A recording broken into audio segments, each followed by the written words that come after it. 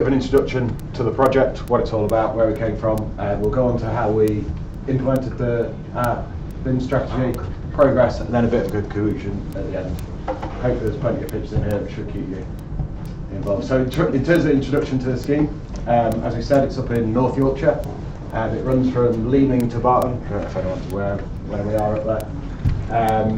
Purpose of it is to improve safety by widening the carriageway for the main reason that was just pointed out. I think before we started, there was probably, I think there's 3 or 4 deaths on the road. 11. There you go. So the main driver was from a safety point of view. They still have the central res crossings, as you said. So it's an upgrade from a dual 2-lane A road up to D3M to motorway standard. Improve junctions. We've got a number of junctions at the project. It's a 20-kilometre route. It's a big scheme, circa 350 million. And we've built a model for the whole job.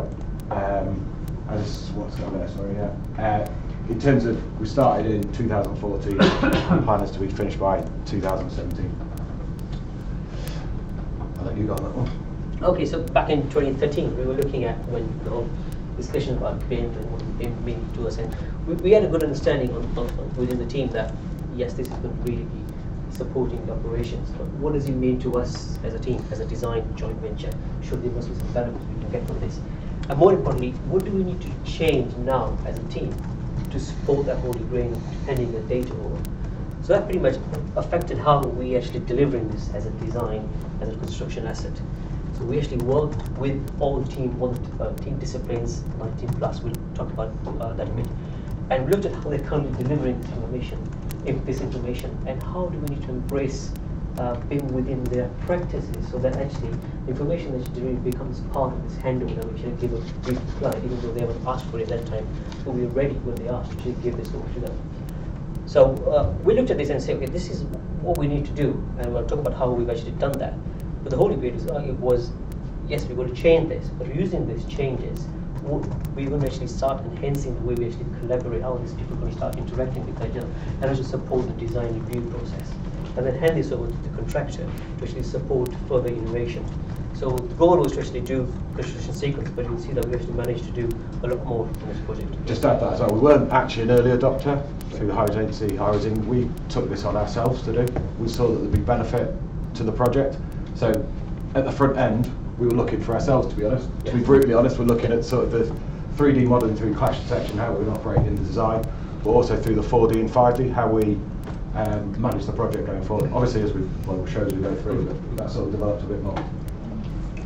So, like I said, we worked together and we developed the BIM execution plan. But we still have understanding, what does it mean? What does it mean to that alignment designer? What does it mean to the guys in development? What does it mean to the guys actually developing the landscape features?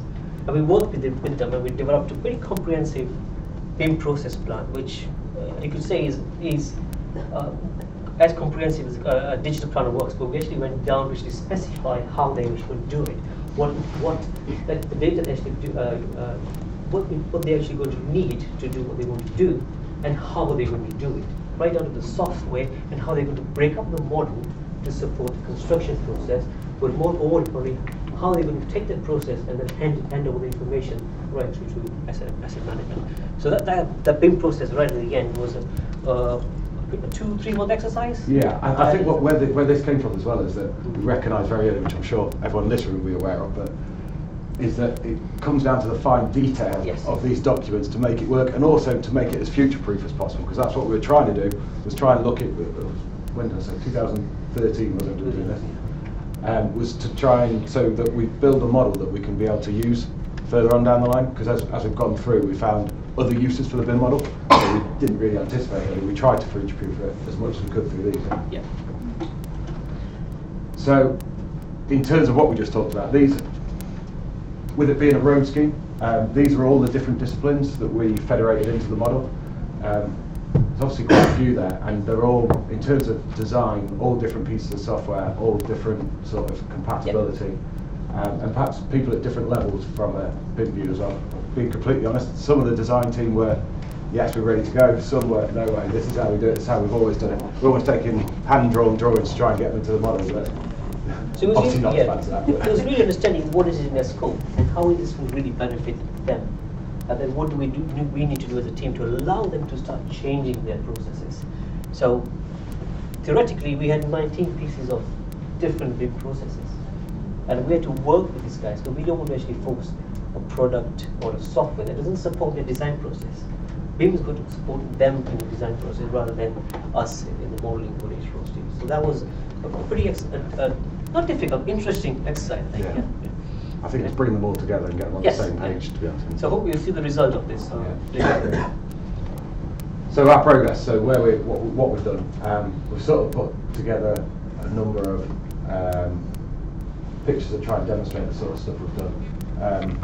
Existing conditions, so we did do LiDAR surveys of all the structures we were demolishing and also tagging on to existing structures. So we saw that as an early opportunity in the scheme to LiDAR the existing structures, and we can feed that model into the design, making sure it works, because as I'm sure you all know, as-built drawings never as good as you hope they would be. Again, the detail varied as well. Not every structure was detailed, scanned, that sort of thing. It depends on what we do with it. Yeah.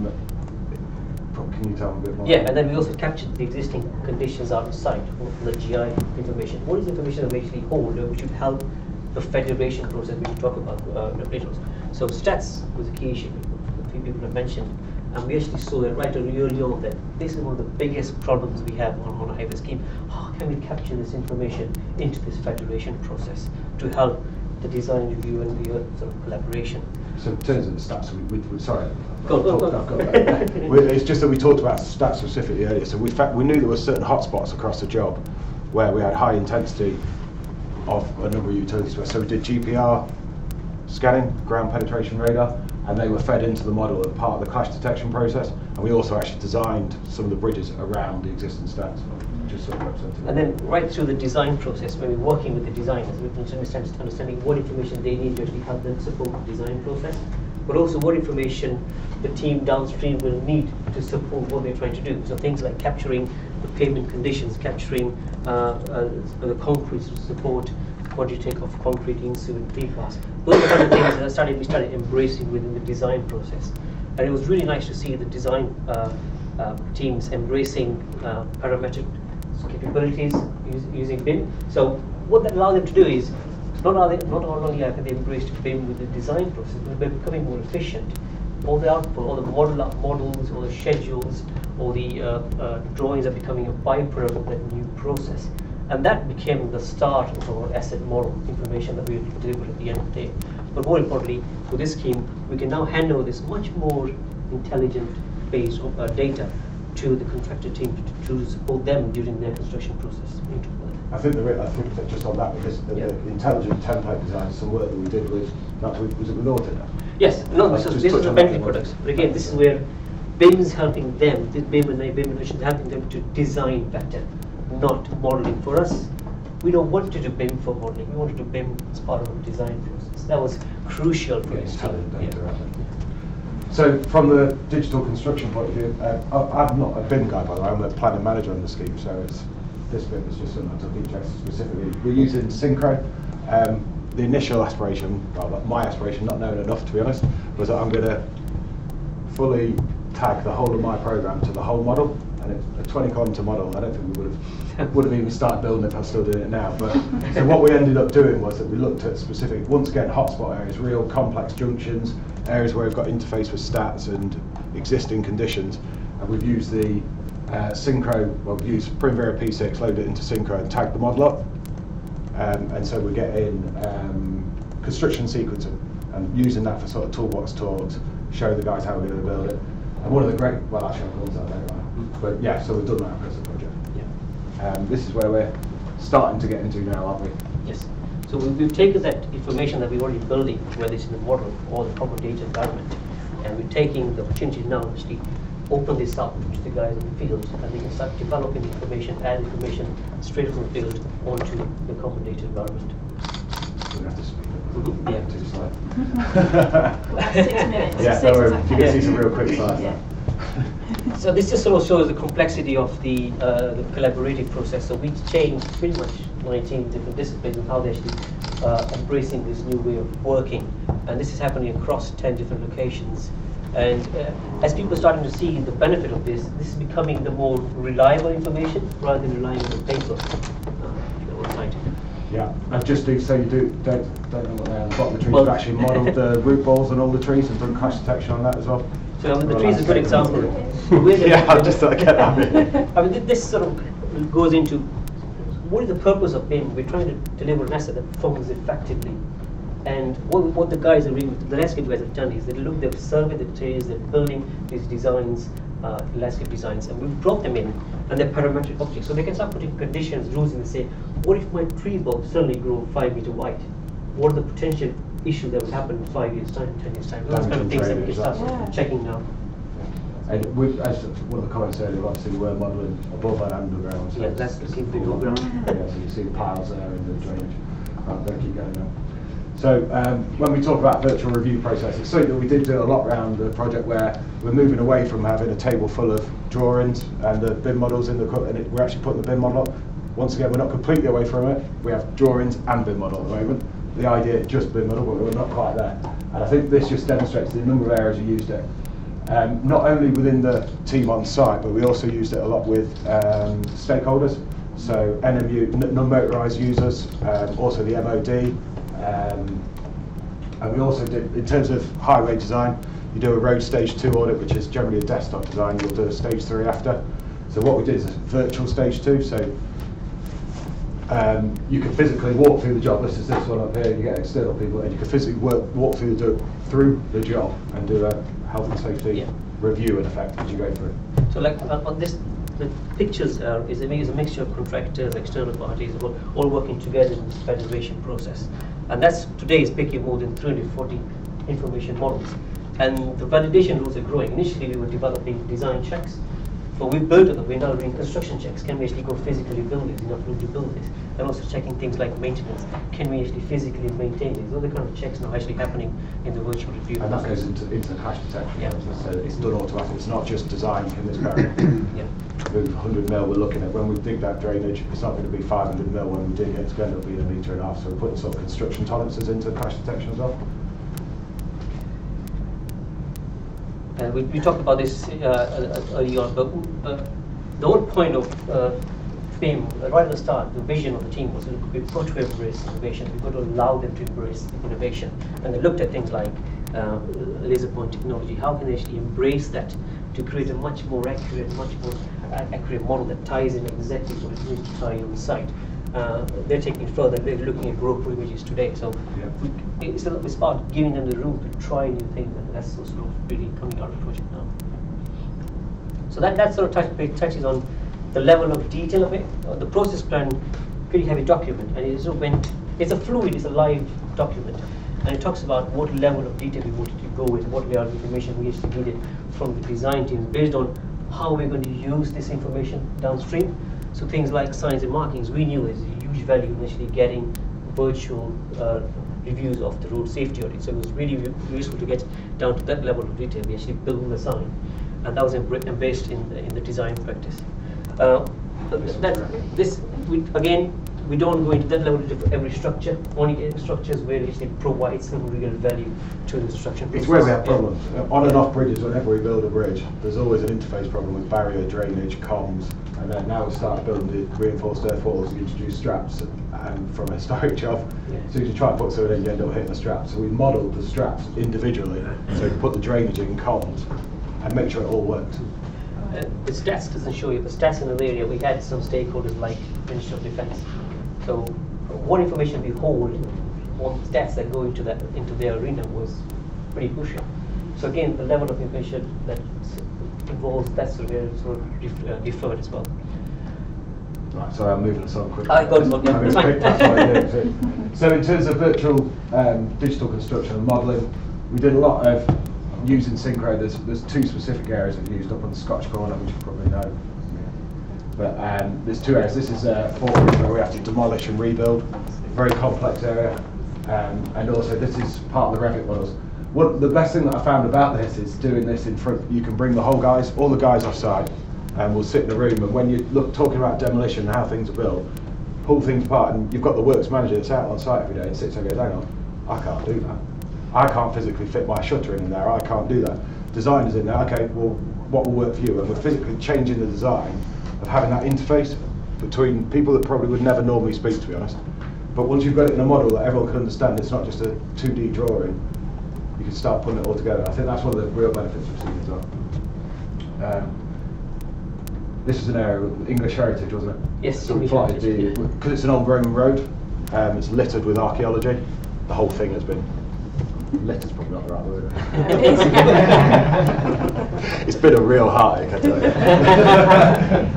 But yeah, the whole area is covered in archaeology. So as we've uncovered areas, there's certain parameters of how we excavate, but we survey and put it into the model to make sure that we've unearthed enough of the archaeology to build in. So it's where we've used the model there as well. And yeah, so it was really about capturing the data that actually surveying on the site into the federation process to make much more decisions there. Okay. Yeah, so the whole federation process was pretty much a shared process. We actually opened it up to where we thought we would bring value to it. So there was Ministry of Defence who were there, and during the construction phase, it will be quickly highlighted that they've actually got some events happening, and those who are potentially going to affect the construction, and bringing them into the table and see how this actually, how their events affect us. We changed the program early on. Yeah. And they're very interested in the security side of things, so we can show where bunds are and things like that, because they're looking for where people can hide, where they can put stuff, so we can physically show what the finished article is going to look like, and then they can feed into that as well. Yeah. And then also opening up for our Tier 3 suppliers, sharing with them what we're trying to do, and can they actually supply us with this information. They are actually now embracing this, and they're actually part of the federation process. And they're feeding in temporary works straight into the federation process. Yeah. That's not as far on as we'd like it to be honest. We have done some of it, but I think that's all where, in terms of going forward, we need to get better at, is bringing in the Tier 3s. About there. Right, quick conclusion then, and then we're about right. So just in terms of how we developed the project, we actually, I should have mentioned it, the first slide actually didn't show anything to do with BIM, it was to do 1.5 million safe hours worth. And I think that having the BIM model and be able to work through things and look at constructability before you actually get to site does improve how we build and make it safer. We can see how it's going to build. I think it improves health and safety. Enhanced design in turn improve. Yeah. So I mean, the part of our benefits realization exercise, we want to actually try and put a monetary value and see how much money we're trying to save on this. So clash detection was one of the things, but we slowly quickly realized it's not just about clash; it's about making smarter decisions. And clash, but that was one way for us to track how we're progressing. Are we resolving issues and delivering a much better asset that we can actually build and will perform more effectively? So that graph there at the bottom shows about the issues right on, and these are not just clash detection issues. There are issues like, look, we can't build this like this. Because this will not perform better, and then slowly, hopefully, I think the job would be completely down there. Like that, yeah. Go on again. Yeah. So 4 projects. Sorry, 4 projects. Viewpoint now. All viewpoint now. So it wasn't just about embracing full projects as a dumping area. It was really about embracing it as a validation exercise. This federation process, the model that hopefully will run it, is a live process. So as the designers are making updates, it's capturing these updates. And this is where the sort of common data becomes very useful for us as a design and construction validation tool. Yeah, so we've captured both existing, pretty much efficiency in the discipline, business as usual, this is the norm.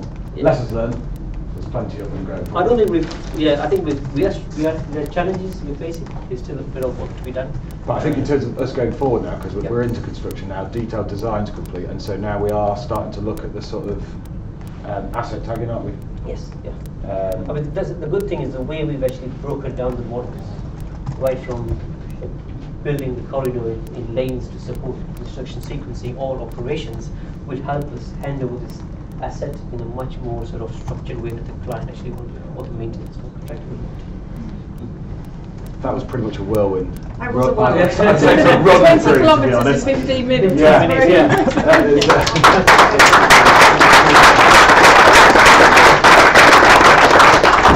As we're only 15 minutes away from the Q&A, do you want to sit on any questions you've got? We'll do those in the end. Yeah. That's all right. Next up, we've got Martin we kept saying it's not about software. It's not BIM isn't software. BIM is talk about software. Are you all right to find your way to the home screen?